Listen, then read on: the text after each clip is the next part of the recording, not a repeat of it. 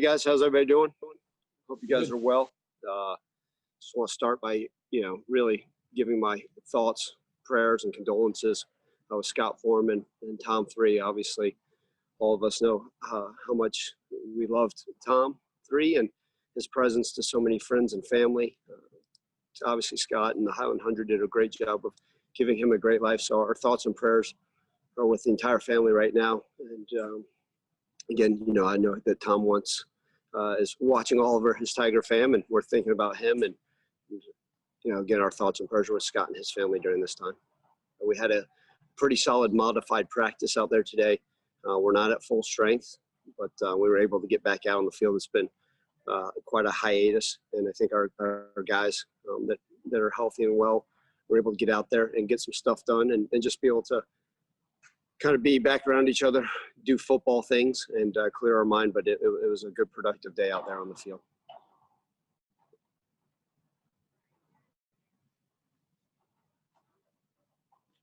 You're muted. They're all muted.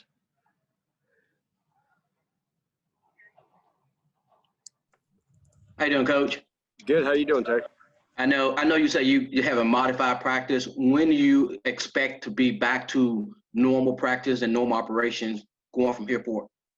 Terry, to be straightforward about this, I don't know. We're taking it day by day, and with this, obviously a lot of our issues are COVID related, and we're going to take it day by day to see where we're at. And like I've said all along, one of the reasons why we take our time is for the safety and health and well-being of our guys, and that's going to be our priority. So, if we have something planned and it changes, that's what we have to do in order to look out for the best interest of our young men. But hopefully at some point we can ramp back up to where we need to be. I don't know if many teams throughout college football are able to get there. I talked to a lot of head coaches. I've talked to about 15 different head coaches in Division I football, and just to kind of get a bounce off some ideas and talk to them about everything that's occurring.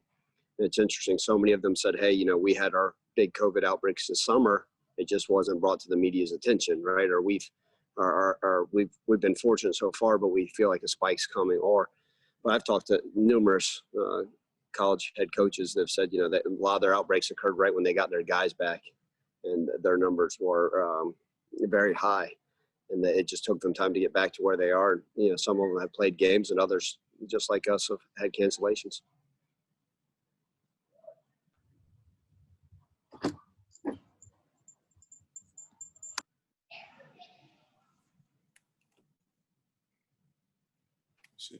Hey, Coach, how's it going?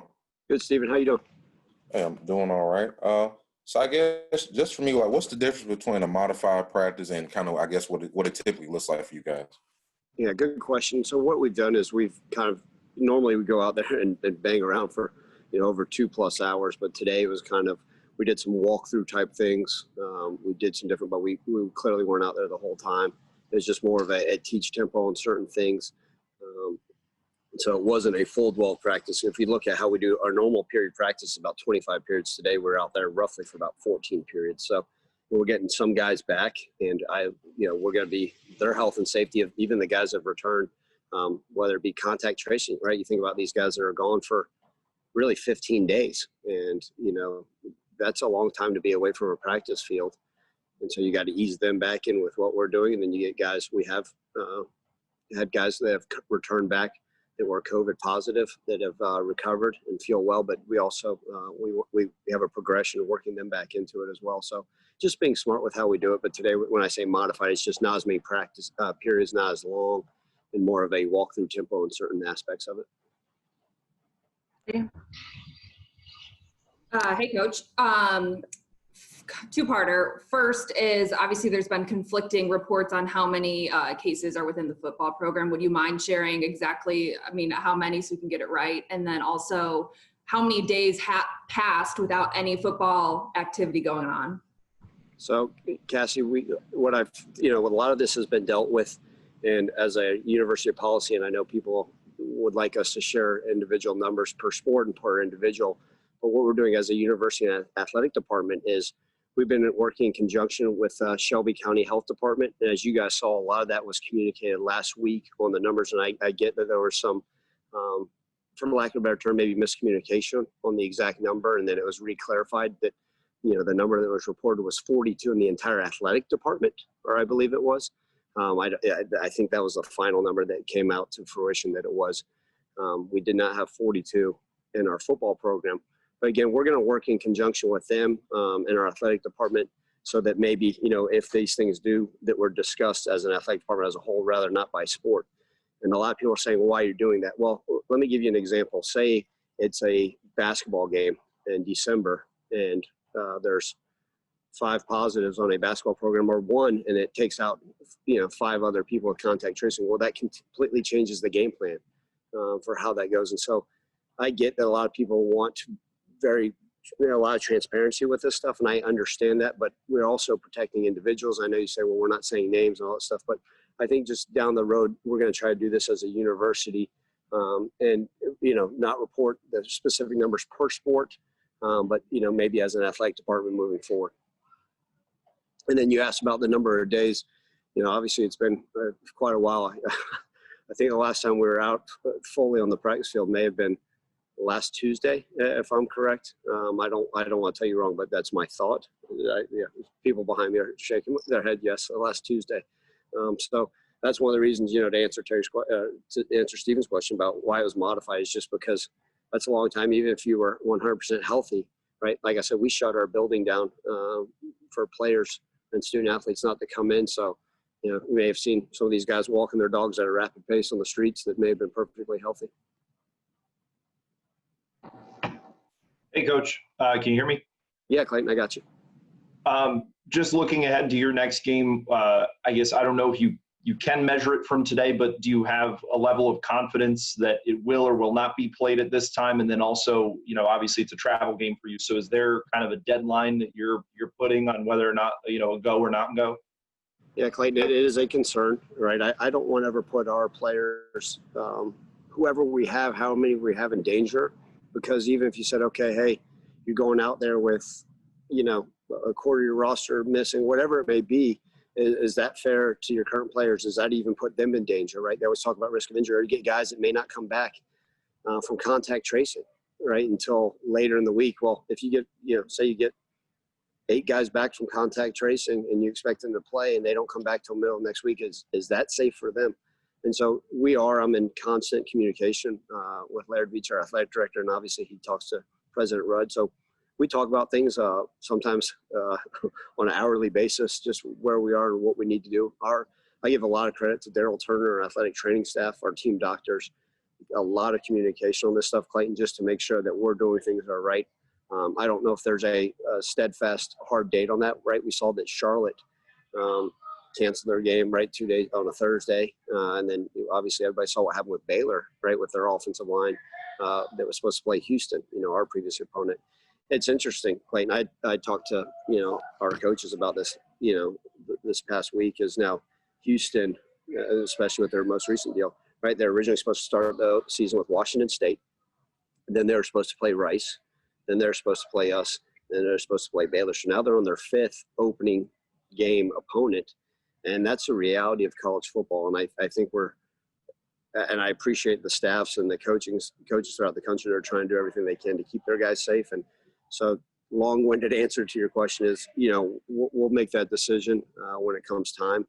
And, who knows when that may be. But, we're just constantly monitoring our guys. And as you guys well know, right, this stuff, we're testing all the time. When I say all the time, we're testing at least 3 times a week. We have some guys that, go back and get tested again just to make sure, because the biggest thing we want to do is minimize the risk to everybody. And then even our guys that have had it or are in quarantine, make sure that they're healthy and well. And I apologize. I probably missed the second part of your question. Oh, you said the travel. I can remember back to that. You had mentioned the travel, and that is just making sure that, I could only imagine. I talked to some of these teams, the contact tracing on a plane, right? And to be honest, I don't know the specifics of that, right? If you're sitting 3 seats back from me, Clayton, and then we landed back in Memphis after playing a game, right? Does that wipe out the section that's around me, right? I know maybe one day you can let us borrow some of your money. We take a private plane, but some private jets. But other than that, these are things we're going to monitor throughout the season. That's for sure. Okay, Terry Davis. Hey, Coach, I know since you're on the modified practice, I know you guys are always more concerned about playing for you, but how do you implement your game plan and also trying to prepare for yourself at the same time? How you balance that? Yeah, Terry, you're exactly right. And I keep saying with this interesting, strange off-season, in-season type deal is so much of it's, right, are we going to be where we need to be as a team? And yes, we, a great opponent in UTSA, and then all of our opponents is, yes, we need to be worried about what they do, but gosh, I have concerns about where we're at and what we need to be. And we Zoom the heck out of our kids lately, within our hour qualifications, within catalog hour stuff. So, when you're Zoom meeting, I always wonder how much are they truly retaining. And I've challenged our coaches, just like I talked to you guys about, all off season, right? How are we trying to be creative in our teaching, and how are we trying to be creative with that stuff? So just making sure our guys are able to retain the information. So we're doing a good mix of game planning and a good mix of, hey, making sure we're still on it, right? I mean, it was just the other day, we were still talking about corrections from the game because a lot of these guys, are getting back from things. Some of these guys aren't in our building now. So we're making sure that we're crossing over our T's and dotting our I's. Brian Moss. Hey, Coach, is there any silver lining that you've seen going through this? And, whether it be kids that were dinged up, now they're a little bit more healthy. And second part, having gone through this, what have you learned? Is there anything that you'll do differently going forward? Yeah, Brian, I think every day is a learning process, I think, for all of us. Part of it, talking to a lot of head coaches around the country is we're all learning every single day, not only with, trying to deal with a football program, with 200 plus people, and the testing and the practicing and how we're planning and doing those things. Every day is a learning experience, and I'm learning all the time. And, I think one of those things that I've talked about is we can try to find different ways to learn and be creative. You guys had asked that question in the off season. I think the Zoom meetings going forward, it's going to be a positive thing for college football and for a lot of people throughout the country. But, one of the biggest things we've learned is that, we talk to our guys about it all the time. It's adversity. Right? And when you had to cancel the Houston game, I tell our guys, look, this is a little bit of adversity that's going on, and this happens throughout life. And a lot of them, 18 to 22-year-olds, a lot of them have seen a lot of adversity and gone through things in their life. But I think that's one of those things that's taught us is that, hey, we'll get through this. We're a family, and we're going through some stuff right now. And at the end of the day, we'll prevail. We just got to be healthy, safe, and well.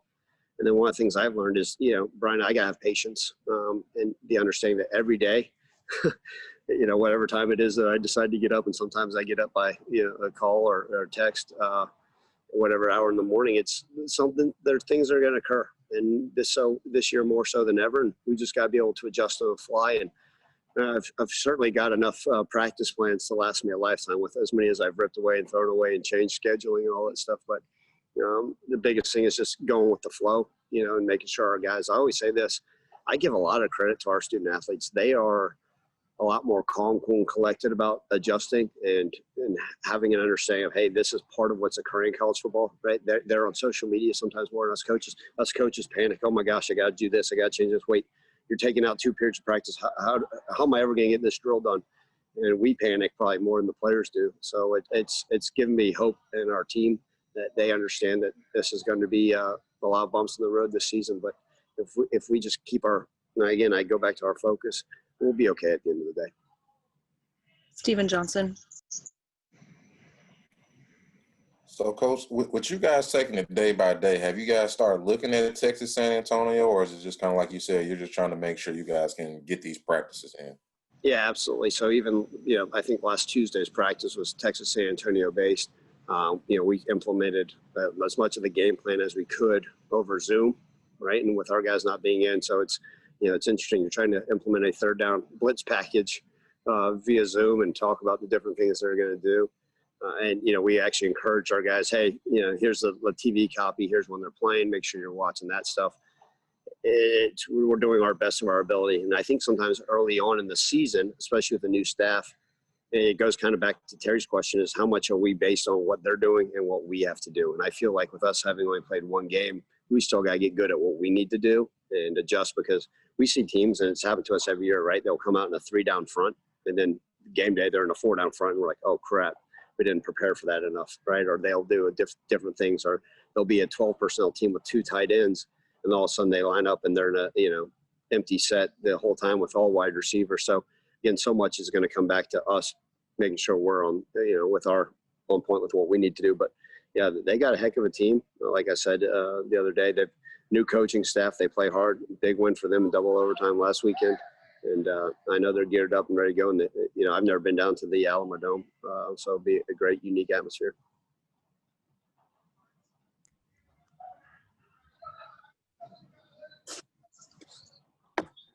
Evan. Ryan, so with 20 days in between your first game and now the UTSA game, how do you try to, make sure that your guys are staying ready for, not being as rusty with this? Or do you kind of lean on kind of how fall camp was kind of a way to get you guys from not being rusty from not having a spring practice? Yeah, I mean, I think that's exactly right. I think a lot of it's like you feel like you got this string going the right direction, then all of a sudden you get, a bump in the road. And so it's every day is just trying to knock the rust off, and it's different variations of it, right? Today in our modified practice, it was try and knock some of the rust off. We've got guys, some guys are in great shape and other guys that we're easing back into this deal. And we're seeing things, we got to improve, even Brady White's timing of his passes, right? I mean, you get certain deals. I mean, you take a few days off here and there, and you're not throwing, it can change everything, right? We got guys that all of a sudden are, man, I'm sore, and they're going to feel different, right? Tomorrow they'll wake up feeling a little bit different because they haven't done, I don't think some of our guys were out on the sidewalk doing jump cuts with the ball in their hand and doing those certain things. So I think that, Evan, we got to find that fine line of where are we and how can we progress with knocking some of that rust off, but making sure. But we talk to our guys about it. I think it's very important for us to be as open with it. Hey, guys, like there is a little bit of rust here, and this is where we got to clean up this aspect, right? It may be we got to get back to more basic fundamentals on special teams because, it may be the depth constantly changing out there. So. Cassie.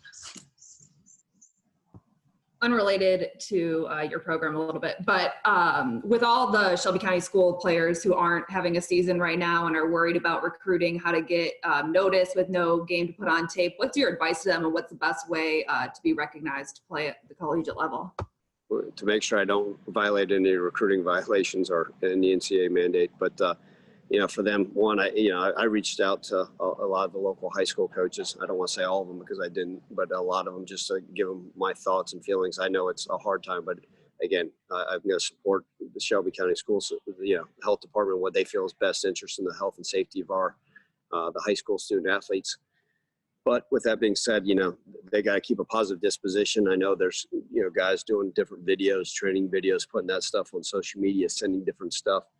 Us as a coaching staff, we got to go back and reevaluate some of their junior practice, their junior film, any of that stuff, because I think that's important. But, the biggest thing for them is, keep training if they feel so to do so in a safe and healthy environment and get as much on tape as they can. Again, we can't encourage them to go out and put on workout tapes or go into the practice field if they're not allowed to. And we've had a lot of communications. Anthony Jones is our local recruiter, and he does a fantastic job of talking to these high school coaches and the local student athletes and kind of saying, hey, this may be what we need to see. And, I think when this all circles back around, we've got a lot of wealth of talent here in the Memphis and the 901 area. And you just hope those guys get the opportunity at some point, even if it's not this year, but to be able to showcase their talents in a different way. And you hear about different things that are occurring that people are putting on. I just think anything they can do to showcase their talents and their physical skill set. And obviously, they got to finish strong academically. That's one of those things we don't talk about. And it's the same deal we're dealing with our guys, right? Just because we're not in class settings, and just like a lot of the Shelby County schools, just because you're not, you're learning over a computer doesn't mean your academics can slip. So that would be my number one thing, is making sure they're handling their academics, right? Getting their GPA where it needs to be. And I know there's different things with the SAT and ACT being waived, but it's always starts with the classroom. Okay, we're going to do two more questions. First Clayton and then Stephen. Coach, similar to in that subject, Memphis has had so many guys that have been kind of those diamonds in the rough locally that, maybe you wouldn't have established that relationship early on with, that, surprised later on in their high school career. Anthony Miller, are you concerned at all that, you might end up missing that, and that it's difficult? It's more difficult now for you to find those guys without, having a high school football season to watch them and take the helicopter tour out. Yeah, you really wish, obviously, right, for the city that they were able to do it. But again, it's going to come down to the health and safety of everything, Clayton. But I give, like I said, Anthony Jones has done a phenomenal job of being in touch. So, right, I don't know if he finds all those diamonds. So I give him a lot of credit. He's constantly searching, constantly asking the questions. And we've got wonderful high school coaches in this area that are, letting us know, hey, you need to check this guy out. Hey, you got to look at this guy. And that helps us because I think, we've gotten the support from our area high school coaches that want to send kids to Memphis because they understand the type of program we have here, type of coaches, the type of education. So I think all that stuff's important, but we're going to continue to dig, right, Clayton? This thing, as you guys know, this recruiting never stops. I mean, we've had guys that showed up on our doorstep, a couple of days before classes started, and all of a sudden, wait, you played here in town? And then they put on, and those are the exciting ones. So I think we'll be just fine there. But, if any high school coaches get to hear this, keep sending us your kids. All right. Coach, one thing I've been meaning to ask you, I know the NCAA kind of approved a waiver that kids that play in the fall won't have an impact their eligibility. Does that maybe kind of change the math of kind of how you guys plan, like, recruiting and who you guys are bringing in next year? Is that something you guys are going to handle like at the end of the season? Yeah, Stephen, that's a great question. So from what I understand, I think with like a lot of the NCAA legislation, it's trying to get a full grasp for it. But my understanding is that anybody that comes back, any senior that comes back, so say, I'll throw out a name, say Brady White wanted to come back for his 20th year of college football. That does not count against our 85 scholarship limit. Okay. So right now, anybody that we were to sign, right, the senior class that was supposed to be leaving doesn't affect anybody who would be signed. So there is a lot of roster management. I know I've talked to a lot of you guys. Like, I think a lot of our job, my job as a head coach, is going to turn into more roster management, especially as we progress. So that this incoming class won't be as affected as the next year's class. So it's really that class of 2022, if you will, recruiting class that may be affected, because if all of a sudden you reclassify a lot of these guys and, hey, instead of being a redshirt freshman this year, you're going to be a redshirt freshman next year. Now, we know how college football works out with the attrition, all this stuff. There's certain things that we have to deal with. But it's literally, I'm looking at my roster. Okay, well, if this guy comes back, and there's quite a few guys, obviously, I'm going to be having some awesome sit-down conversations with at dinner in November, just loving them up a little bit, but just tell them how much I'd enjoy to have them back for an extra year with that, because we got great seniors. And then, but it is interesting because you look at a lot of these guys that you sit there, and, in fact, it was earlier today watching on the practice field, I looked out there, I said, man, if I could have that guy, if we could have him for 5 years, it's kind of puts a big smile on your face. You're like, what can we do with him, and what will he look like? And it's great for a lot of these guys that want to continue to develop, and then progress. And a lot of these guys obviously love being here at the university. So.